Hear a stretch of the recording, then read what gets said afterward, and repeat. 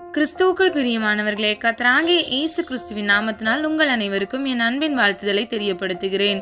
இன்று கர்த்தர் உங்களுக்காக கொடுக்கும் அற்புதமான அதிசயமான வசனம் என்ன என்பதை குறித்து நம்ம பார்க்க போகிறோம். 2 தெசலோனிக்கேயர் 3 அதிகாரம் 3 வசனம். கர்த்தரோ உண்மையுள்ளவர், அவர் உங்களை ஸ்திரப்படுத்தி தீமை நின்று விலக்கி காத்துக்கொள்வார். ஹல்லேலூயா. பிரியமானவர்களே, நாம் இதில் 2 காரியங்களை நம்ம பார்க்கிறோம். முதலாவது, அவர் உங்களை ஸ்திரப்படுத்தி என்றால் பலப்படுத்தி. இரண்டாவது, தீமை நின்று விலக்கி காத்துக்கொள்கிறார். அப்போ நம்முடைய வாழ்க்கையில வருகிற எல்லா தீமைகளையும் கர்த்தர் விலக்கி காத்துக்கொள்கிறார். இந்த அதிகாலை வேளையில கர்த்தர் உங்களோடு பேசுகிறார். அவர் உங்களை காக்கிற தேவன். ஹல்லேலூயா. இந்த வசனத்துல இன்னொரு காரியத்தை பாருங்க.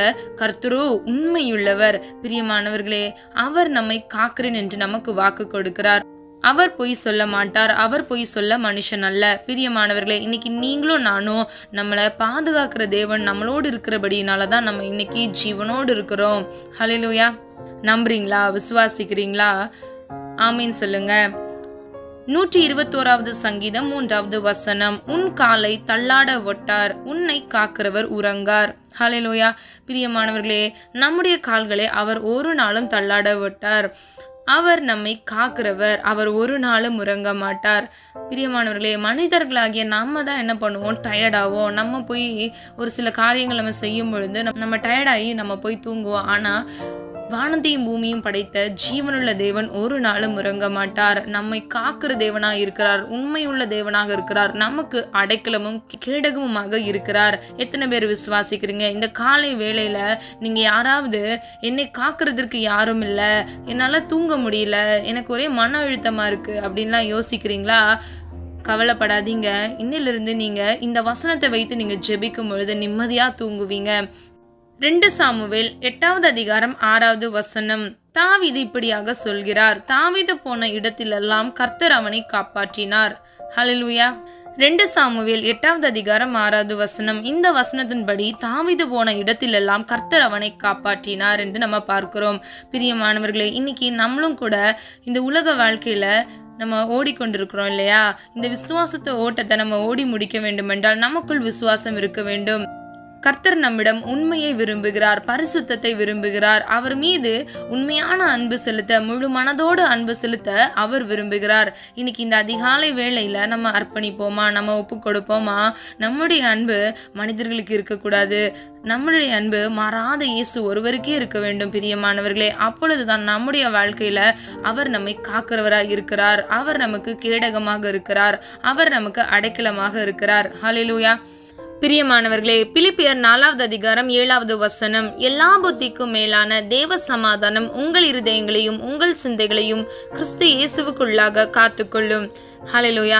பிரியமானவர்களே, நம்ம புத்திக்கு மேலாக தேவ சமாதானம் நம் ஒவ்வொருவருடைய இருதயத்தையும் காத்துக்கொள்ளும். நம்முடைய சிந்தையை கிறிஸ்து இயேசுவுக்குள் காத்துக்கொள்ளும். இதுக்கு நம்ம என்ன செய்யணும் தெரியுமா? நம்ம வேதத்தை அதிகமாக தியானிக்க வேண்டும். நம்ம தியானிக்க நம்முடைய சிந்தையில் இருக்கிற எல்லா இருள்களும், நம்ம இருதயத்தில் இருக்கிற எல்லா இருள்களும் கர்த்தராகிய இயேசுவின் நாமத்தினால அது நம்மை விட்டு விலகுகிறதா இருக்கிறது.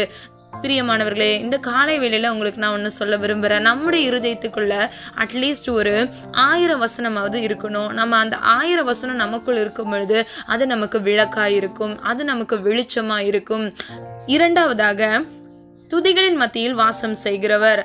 அப்போ நம்ம அதிகமா துதிக்க வேண்டும். நம்ம துதிக்கும் பொழுது தேவ பிரசனம் நம்மை ஆளுகை செய்யும். எல்லா புத்திக்கும் மேலான தேவ சமாதானம் நம்முடைய இருதயங்களில் ஆளுகை செய்யும்.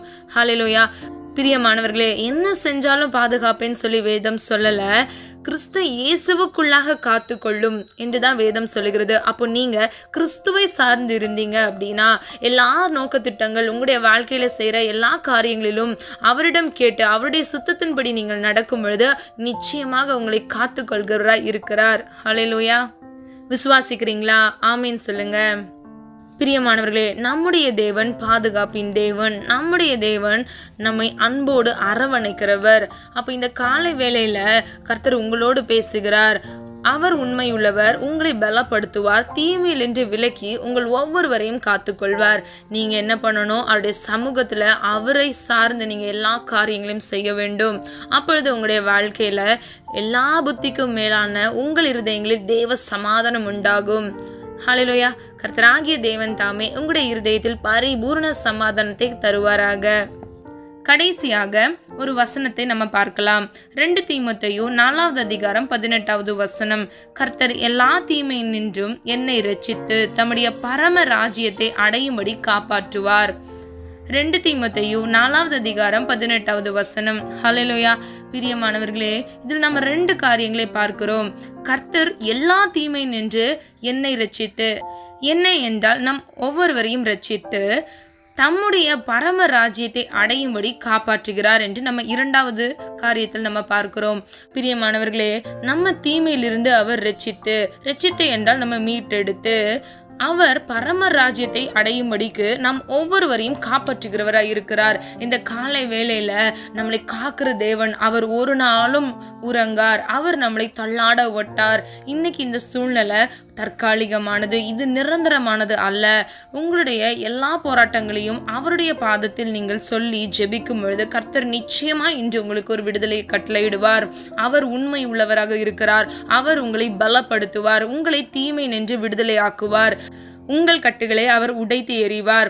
உங்களுக்கு இருக்கிற எல்லா போராட்டங்களிலிருந்து உங்களுக்கு ஒரு முழுமையான விடுதலையை கர்த்தர் தர வல்லவராய் இருக்கிறார். விசுவாசத்தோடு நம்ம ஜெபிக்கலாமா? நம்ம ஜெபித்து நம்முடைய வாழ்க்கையில ஒரு அற்புதத்தை நாம் பெற்றுக்கொள்ள போகிறோம். ஜெபம். அன்பின் பிதாவே, அப்பா, எங்கள் ஒவ்வொருவரையும் ஒரு கருத்துக்குள்ள ஒப்பு கொடுக்கிறோம். ஆண்டவரே, இந்த காலை வேலைக்காக உமக்கு நன்றி செலுத்துகிறோம். அப்பா ஆண்டவரே, எங்களை இன்று வரை அப்பா கண்மணி போல் நீர் பாதுகாத்தீர். அதற்காக உமக்கு நன்றி. அப்பா, உன்னை தொடுகிறவன் என் கண் இமைகளை தொடுகிறான் என்று வேதத்தில் இந்த வசனத்தை நாங்கள் பார்க்கிறோம். அப்பா, அதே போல ஆண்டவரே அப்பா, எங்களுக்கு விரோதமாக எழும்புகிற ஆயுதங்கள் எல்லாம் வாய்க்காதே போகட்டும். ஆண்டவரே அப்பா, ஒரு வழியாய் வருகிற சத்துருக்கள் 7 வழியாக சிதறடித்து போகட்டும். அப்பா, எங்களுக்கு விரோதமாக எழும்புகிற எல்லா ஆயுதங்களையும் வாய்க்காமல் போக பண்ணுங்கப்பா. ஆண்டவரே, எங்களுக்கு நீர் உண்மையுள்ள தேவனாக இருக்கிறீர். அப்பா, இன்று தேவையோடு அப்பா இந்த காணொலியை கேட்டுக்கொண்டிருக்கிற ஆண்டவரே உம்முடைய பிள்ளைகளுக்கு கர்த்தர் தாமே அப்பா பரிபூரணமான ஆசீர்வாதத்தை இயேசுவின் நாமத்தினால் கட்டளையிடுங்க. அது மாத்திரமல்ல, எல்லா தீமையில் நின்று ஆண்டவரே உம்முடைய பிள்ளைகளை நீர் விலக்கி பாதுகாத்து ஆண்டவரே இந்த பரம ராஜ்யத்தை அடையும்படி உம்முடைய ஒவ்வொரு பிள்ளைகளையும் நீர் காப்பாற்றுகிறவராய் இருக்கிறதற்காக உமக்கு நன்றி செலுத்துகிறோமாப்பா. தாவீது போன இடத்தில் எல்லாம் கர்த்தர் அவரை காப்பாற்றினீர் என்று வேதம் சொல்லுகிறதப்பா. இன்னைக்கு ஒரு மனதாய் ஜெபிக்கிற ஒவ்வொரு பிள்ளைகளையும் ஆண்டவரே அப்பா நீர் பாதுகாக்க வேண்டும். தீங்கிலிருந்து விலக்கி வேலி அடைத்து இயேசு கிறிஸ்துவின் ரத்தத்தின் வல்லமையினால் அப்பா உடைய பிள்ளைகளை உடைய உள்ளங்கையில் வைத்து நீர் பாதுகாத்து கொள்ள வேண்டும். இயேசுவின் வல்லமையுடைய நாமத்தினால் நான் ஜெபிக்கிறேன். அப்பா ஆண்டவரே, எல்லாவற்றையும் அது கரத்தில் ஒப்புக் கொடுக்கிறேன். அப்பா, எங்களுடைய காலை நீர் தள்ள விடாதவர் தகப்பனே, எங்களை காக்கிறவர் தகப்பனே, அதற்காக நன்றி நன்றி நன்றி நன்றி. அப்பா, நீர் எங்களை தெரிந்து கொண்ட நோக்கத்திற்காக நன்றி. அப்பா, தாழ்த்துகிறோம், வெறுமையாக்குகிறோம். மீட்பர் இயேசு கிறிஸ்து மூலம் ஜெபிக்கிறோம் ஜீவனுள்ள நல்ல பிதாவே, ஆமேன். கர்த்தராகிய தேவன் தாமே உங்களுடைய வாழ்க்கையை வெளிச்சமாய் மாற்றி உங்களுடைய வாழ்க்கையில் அவர் கேடகமாகவும் அடைக்கலமாகவும் இருந்து உங்களுடைய வாழ்க்கையை ஆசீர்வதிப்பாராக. God bless you.